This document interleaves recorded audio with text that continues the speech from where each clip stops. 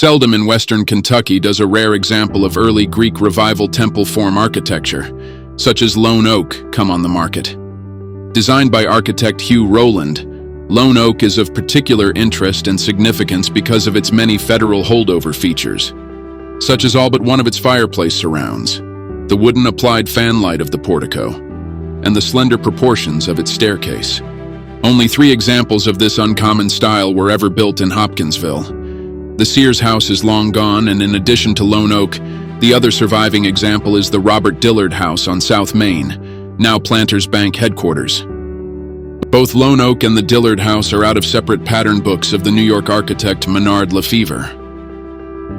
The oldest remaining Hopkinsville house is the Federal-style Knight Rogers residence on East 7th, dating from around 1817. The second oldest is our featured temple form Greek Revival home, Lone Oak, which dates from 1835, when Andrew Jackson was President of the United States.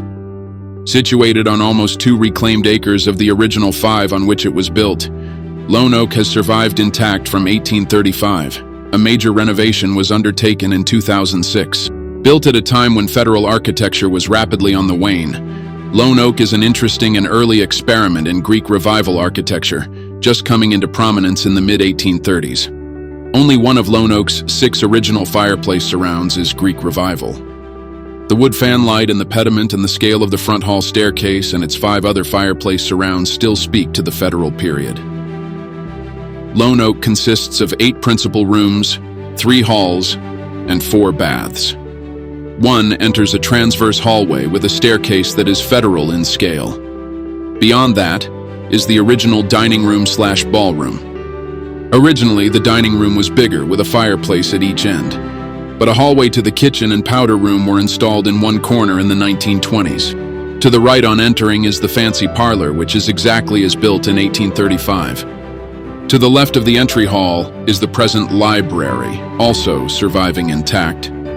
But when built, it was the principal bedroom of the house, complete with built-in closet and storage drawers.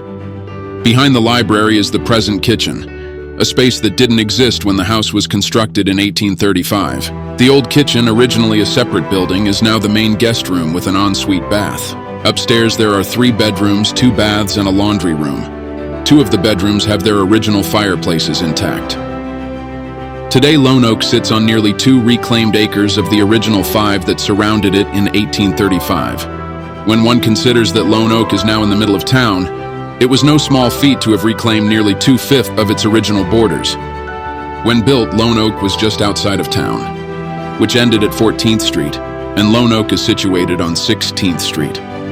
This elegant survivor of that era when Andrew Jackson was President of the United States is a load-bearing brick wall structure that was erected to withstand the test of time and be a visible reminder of America's proud architectural heritage. It stands confidently ready to acquire a new caretaker. For more information on this unique and historic property, contact Tonja West at Homefront Real Estate.